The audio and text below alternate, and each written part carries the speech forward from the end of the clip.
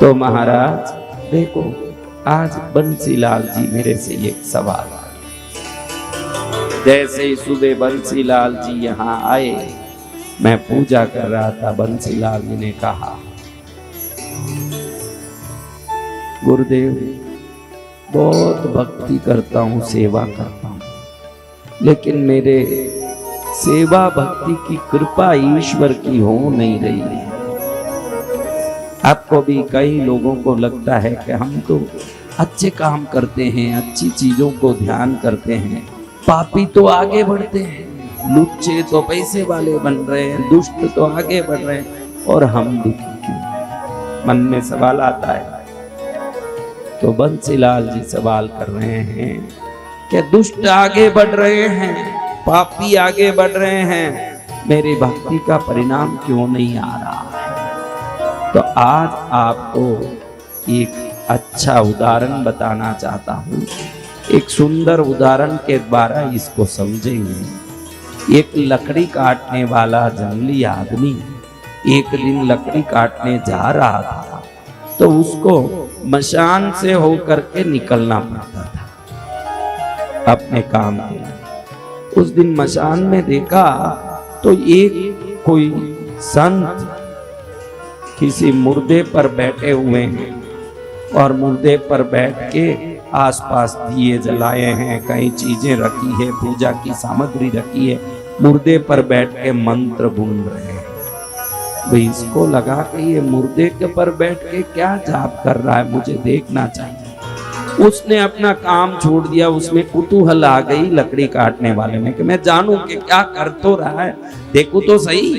एक वो देख लिया तो कहीं कुछ गड़बड़ न कर दे हमारे ऊपर, भाई तांत्रिक आदमी लग रहा है, कहीं अपने ऊपर ही कुछ न कर दे, इसलिए दूर से वृक्ष में छुप गया, जाके ऊपर चढ़ के वहां से देखूं कि ये क्या क्या। अब ऊपर चढ़ के वहां बैठ गया तो देखता है कि ये मुर्दे पर बैठ के किसी देवी की उपासना कर रहा है। वो देवी की उपासना शव पर बैठ के होता है, किस पर? मुर्दे पर बैठ के होता है, उस देवी की उपासना में लगा है। लेकिन जैसे जैसे इसका जप बढ़ता जा रहा है, ऊपर से वो लकड़ी काटने वाला व्यक्ति देख रहा है कि जैसे इसका जप बढ़ता जा रहा है, इसके सामने भूत पिशाच तरह तरह के जीव उत्पन्न होके इसको डराने धमकाने की कोशिश कर रहे हैं। जीवन में कोई भी सफलता आप प्राप्त करना चाहते हो, व्यापार में, पढ़ाई में, हर जगह कोई ना कोई विघ्न तो आएगा ही। बिना विघ्न इस संसार में कोई श्रेष्ठ नहीं बन सकता। हम लोगों को कई बार लगता करे वो आदमी तो बड़ा पुण्यवान है, बहुत नाम कर गया, बहुत पैसा कमा लिया, समाज में बहुत यश कमा लिया, हमको ऐसे लगता है कि ये बहुत बड़ा बन गया, बहुत बड़ा आदमी बन गया। लेकिन उसके पीछे जाके पूरे उसके एक एक दिन की जिंदगी देखोगे तो उसने कितना मेहनत किया, कितने विघ्न झेले, कितने उपद्रव आए, कितने शत्रुओं ने परेशान किया, ये सब बैक हिस्ट्री बहुत बड़ी होगी हर आदमी की, जो आप नहीं जानते हो। आपको सीधा सामने उसका खाया हुआ हलवा दिखता है, वो हलवा बनाते समय कितनी बार हाथ जलाया ये हमको किसी को नहीं दिखता। हमको ये दिखता है कि फलान चंद जी खूब हलवा खा रहा है, लेकिन कोई भी आदमी ये बनाए हुए हलवे को बनाते समय कितनी बार हाथ जलाया, ये वही आदमी जाने। जितने भी सफल व्यक्ति हैं इस दुनिया में, हर सफल व्यक्ति के जीवन में जरूर कहीं न कहीं कुछ न कुछ उपद्रव, विघ्न, बाधा, दुख, संकट, इसके बगैर सफलता नहीं है। आप सफलता चाहते हो तो पहले उस सफलता के लिए दृढ़ता पहले आना, कि चाहे जो आ जाए विपत्ति और उपद्रव, मैं उन सबको झेलने तैयार हूं। जो उपद्रव झेलने तैयार हुआ, सफलता की प्रथम सीढ़ी में कदम रख दिया। उपद्रव झेल, ऐसे आसानी से केला खाना है हमारा चंदूलाल जी, केला भी क्या ऐसे ही खा लोगे? उसका छिलटा छीलना पड़ेगा, केला तोड़ना पड़ेगा। भले केला एकदम नरम चीज है, लेकिन उसमें भी कुछ शुरुआत में कुछ मेहनत करना पड़ेगा, कि ऐसे ही केला घुस जाएगा मुंह में, फिर चबाना पड़ेगा, निगलना पड़ेगा। देखो ये केला आटे की तरह एकदम मक्खन की तरह केला नरम है, लेकिन उसको खाने के लिए मुंह हिलाना पड़े, दांत पीसना पड़े, अंदर डालना पड़े, घिटना पड़े, निगलना पड़े, इतना करो तब वो मक्खन जैसा केला नीचे उतरे। तो बड़ी बड़ी सफलता क्या फोगट में आ जाएगी महाराज? तो बड़े बड़े जितने इस संसार में लोग हुए हैं, सब सफल होने के पहले बहुत विघ्न प्राप्त किए, उपद्रव देके झेले, मेहनत देखी, शत्रु देके। क्योंकि अगर आपके सामने कोई शत्रु नहीं है, कोई परेशानी नहीं है, कोई विघ्न नहीं है, तो समझना अभी तक आप सफलता की सीढ़ी में कदम ही नहीं रखे हैं। अगर शत्रु बहुत आ गए हैं, विघ्न बहुत आ रहा, उपद्रव बहुत आ रहा, तो समझना इम्प्रूवमेंट हो रहा है। विघ्न, उपद्रव और शत्रुओं को लोग अनावश्यक समझते हैं। उनको मालूम नहीं है कि जैसे जैसे दुनिया में विख्यात होते जाओगे, वैसे वैसे शत्रु, बाधा, उपद्रव ये सब आएंगे। हाँ, फल वाले वृक्ष पर पत्थर गिरेंगे कि बांजड़े वृक्ष में पत्थर गिरेंगे? महाराज, पत्थर कौन पड़ेगा? पत्थर कौन खाएगा? फल वाले वृक्ष। हाँ, जहाँ फल लगा है वहीं पत्थर लगेगा। आपके ऊपर कोई पत्थर मार रहा है, समझना आप लबालब फलों से भरे हुए वृक्ष हो। अगर कोई पूछ ही नहीं रहा है आपको, कोई मुंह भी नहीं लगा रहा है, तो समझना ओम शांति। क्या समझना?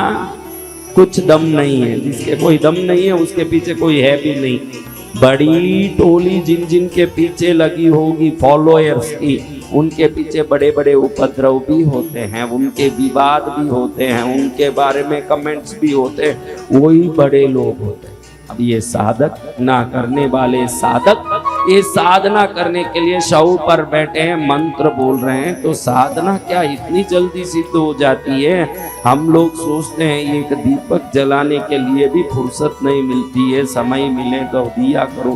कई लोगों के घर में तो संध्या काल का दिया कभी कभी जलता, कभी नहीं भी जलता। क्या करें महाराज, समय नहीं मिलता हमारा। तो ये से बैठ के साधना करना क्या तमाशा है? क्या ऐसे हो जाएगा? जैसे ही मुर्दे पर बैठ के साधना शुरू की, वैसे ही भूत पिशाच पहले आकर्षित हुए। मैंने कहा ना, सफलता के पहले क्या आता है? कोई भी सफलता हो, वो व्यापार हो, वो समाज में यश कीर्ति हो, नेतागिरी हो, संसार में कोई भी सफलता आसानी से नहीं आता। उसके पहले उपद्रव जरूर आता है ना, बाद में भी उपद्रव बने रहते हैं। वैसे भूत पिशाच को देखा, ऊपर बैठ के लकड़ी काटने वाला देखा, भूत पिशाच, एकदम घबरा गया। लेकिन ये भूत पिशाच को संत ने जब तक आंख बंद करके बैठे थे, संत भी कुछ परवाह नहीं किए। लेकिन जैसे ही आंख खोला संत ने, जाप करते करते देखे कि सामने भयंकर आकृति वाले, विकराल रूप वाले भूत पिशाच खड़े हैं, घबरा गए। जैसे ही संत घबराए, ध्यान रखना आपके जीवन में सामने कितनी उपद्रव है, कितना विघ्न है, ये मायना नहीं रखता। आपकी मनस्थिति क्या है ये मायना रखता है। डर गए तो ये जो उपद्रव आए हैं ये जीत गए, और हिम्मत रखे तो उपद्रव हार गए। आप में कितनी हिम्मत है ये मायना रखता। संत डर गए, जैसे ही वो डरे, एक पिशाच ने उनको पकड़ के मार दिया। लकड़ी काटने वाला देखता रह गया कि इतनी हिम्मत से मशान में आके शव पर बैठ के साधना करने वाली वो प्राणी क्षण में खत्म हो गया। उसके आंख के सामने ऊपर बैठ के, वृक्ष के ऊपर ही बैठ के उधर से ही देख रहे हैं, उधर से ही देख रहे हैं। कौन? लकड़ी काटने वाला। तो ये खत्म हो गया। आदमी देखता रह गया, कितनी साधना किया, कितना किया होगा, कितनी मेहनत की, पूजा पाठ सब जमाया, कलश जमाया, मटकी की कुंडी जमाई, दीपक जमाया, धूप जलाया, कई चीजें रखी, कई तंत्र के सामान रखे, कहीं कहीं किया, और अंत में इसकी क्या हुई गति? खत्म हो गया। लकड़ी काटने वाले को लगा कि ये क्या कर रहा था, मैं करके देखूं क्या? वो ऊपर से बैठे बैठे सुन रहा था ये क्या बोल रहा था। ओम काली के हूम पट, ओम काली के हूम पट, ओम काली के हूम पट। ये भी सुना सुना सुना। अब नीचे उतरा, देखे तो वो लकड़ी काटने वाला कहीं मरा हुआ पड़ा है, मुंह से खून निकला है, आंख खुला है, जीभ बाहर निकल गया, शरीर से प्राण निकल गया, कहीं पड़ा है। ये सोचा कि ये बैठ के क्या बोल रहा था, मैं बैठ के बोलूं तो सही। ये मुर्दे पर जाके बैठ गया। इसको हिम्मत बहुत था, उसके पास ज्ञान बहुत था। किसके पास ज्ञान बहुत था? खत्म हो गया, उस पर ज्ञान बहुत था, क्या नहीं था? इसके पास ज्ञान नहीं था, हिम्मत बहुत था। कुछ जानता कुछ नहीं, लेकिन हिम्मतवान था। अपना हिम्मत लेके बैठ गया मुर्दे पर। ओम काली के हूम पट, ओम काली के हूम पट ऐसे करने लगा। और सामने भूत आए, पिशाच आए, इसको धमकाने आए, डराने आए। ये वो जैसे इसको घूर रहे हैं, जैसे जैसे ये बोलते गया, जैसे पहले साधु के साथ हुआ, इसके साथ भी हुआ। भूत पिशाच प्रेत सब प्रकट होने लगे। पहले वाला साधु जैसे वो भूतों ने घूरा तो घबरा गया, भूत ने मार दिया। ये भूत अब ये लकड़ी काटने वाले को घूर रहे हैं, तो ये भी घूर रहा है उनको बराबर से। क्या कर लोगे, देखता हूं, ऐसे घूर रहा है। आखिर इसके घूर को देख के भूत ही डर गए, सब प्रेत ही डर गए, सब भाग गए। क्या हुआ? सब भाग गए, सब भाग गए। आहा, सब भागने के बाद सन्नाटा हो गया। सन्नाटे के बाद ये सोचता अब क्या होगा। मैंने भूत प्रेत वाली जो स्टोरी है वहां तक तो देखा, ऊपर बैठे बैठे, अब क्या होगा? ऐसे बड़े उत्साह से जाप कर रहा है। ओम काली के हूम फट, ओम काली के हूम फट, ओम काली के हूम फट, बड़ी श्रद्धा से जाप कर रहा है। सन्नाटा छाया और अचानक देखो तो जो वो तंत्रवादी दिए वगैरह रखा था वो सब स्वयं जलने लगे। अचानक घंटियां बजने लगी, शंख बजने लगे। सामने देखो तो माँ महाकाली प्रकट हो गई इस लकड़ी काटने वाले के सामने। लकड़ी काटने वाले ने खाली घंटा 2 घंटा जाप किया होगा। सामने काली माँ कहती है, बेटा क्या मांगना मांग, मैं तेरे पर बहुत प्रसन्न हूँ। इससे रहा नहीं गया। सीधा साधा आदमी था, दूसरा हो तो पहले मांगने में लगता, ये मांगने में नहीं लगा। ये पूछता, माँ मुझे बड़ा आश्चर्य हो रहा है कि जो व्यक्ति तुझे पाने के लिए इतनी व्यवस्था किया, पूजा के सामान जुटाई, कई दिनों से यहाँ बैठ के साधना कर रहा है, उसको तो तूने दर्शन नहीं दिया, उसका तो प्राण अंत हो गया। और मुझे दर्शन दिया, मैंने तो ऐसा कुछ किया नहीं, मुझे कैसे दर्शन देती तू? ऐसे काली कहती है, बेटा आज कोई व्यक्ति कौन सा काम कर रहा है उससे उस फल का निर्धारण तू कभी मत करना। वो जो व्यक्ति अभी मर गया है वो इस जन्म में मेरी साधना शुरू किया है और मुझे पाक के स्वयं की यश कीर्ति धन बढ़ाने के लालच से मेरी साधना करता था।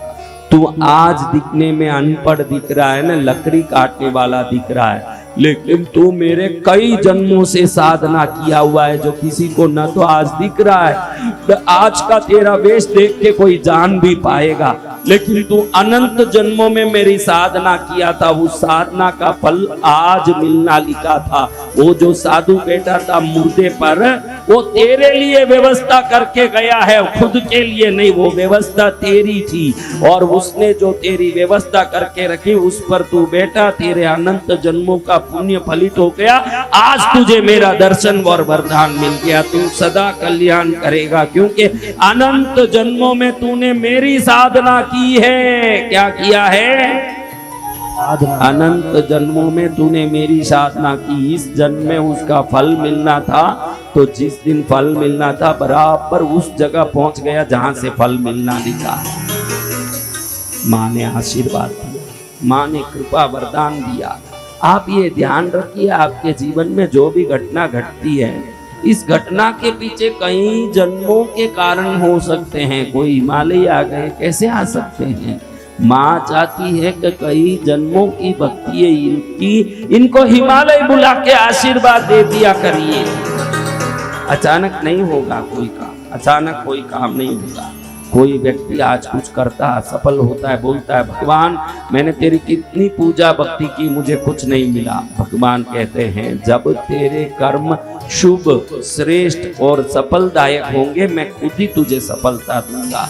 और जब तक नहीं हो रहा है तो समझना कि पूर्व जन्मों का कोई पाप मुझे सता रहा है जो मुझे सफल होने नहीं दे रहा है। आज आप जिस वेश में भी हो, जिस क्रिया को भी करते हो, अगर वो क्रिया सफल नहीं हो रही है तो उसका कारण भी पुराने जन्मों की कोई अशुभ क्रियाएं होगी। और आज बिना किए ही कोई कार्य सफल हो रहा तो ये मत सोचना कि मैं कुछ नहीं किया न मुझे मिल गया।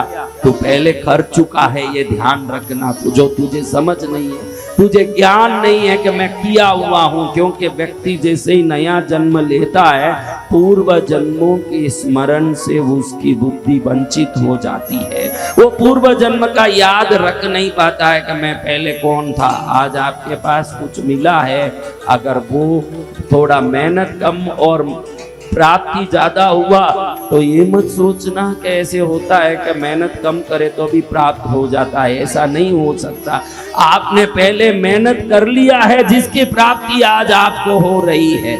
कई लोग मुझे पूछते हैं कि मेरी इतनी भक्ति सेवा, बेटा इस भक्ति सेवा से तू अपने को मत जोड़। भक्ति सेवा अनंत जन्मों की होती है, तब जाके कहीं कृपा होती है। तो तूने आज भी काम शुरू कर दिया भक्ति करने का, इससे प्रसन्न हो जा, क्योंकि ये कल या परसों या अगले जन्म या कई जन्म में तुझे सफल करके ही रहेगा। शुरू करना जरूरी है। क्या जरूरी है?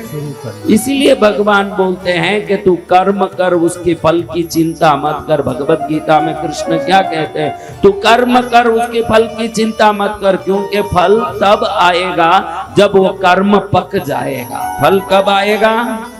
जब वो कर्म पक जाएगा तभी फल आएगा। कर्म नहीं पका, फल कैसे आए हमारा?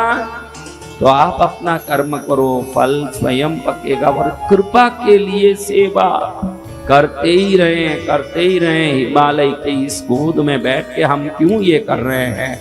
कृपा के लिए कर रहे हैं।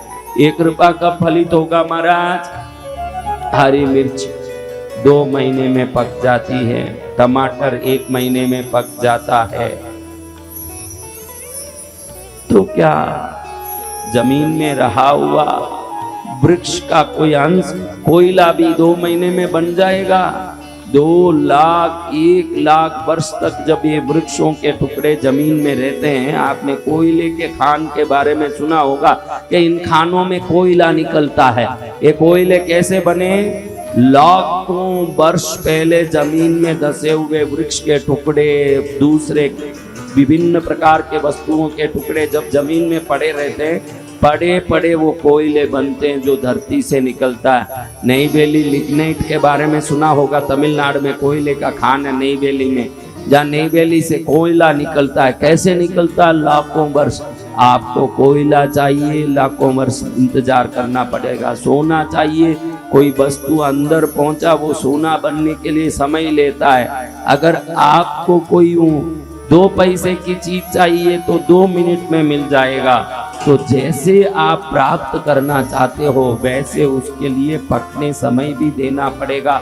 उसके बाद भी वो नहीं मिल रहा है तो विधि का ये विधान है कि तेरा कर्म जब पूरा होगा तभी तुझे मिलेगा, और नहीं मिले तो समझना ये कर्म अभी मेरा पूरा नहीं हुआ है। और जिस दिन होगा उस दिन मिलेगा ही मिलेगा। चीजों के पीछे मत पड़, ये नहीं मिला उसके पीछे मत पड़। तू तेरा कर्म करते रहे, चीज देने का काम प्रभु करेंगे, तुझे नहीं करना है वो काम। चीज लेने का काम कौन करेंगे? मेरा ये हो जाए, मेरा वो हो जाए। वृक्षों के पास जाके हम फल मांगेंगे तो फल देगा कि पानी डालने से फल देगा? पानी डालने से फल देगा। अगर पानी डाल रहे हो, कुछ नहीं मांग रहे हो, तो भी फल देगा क्या?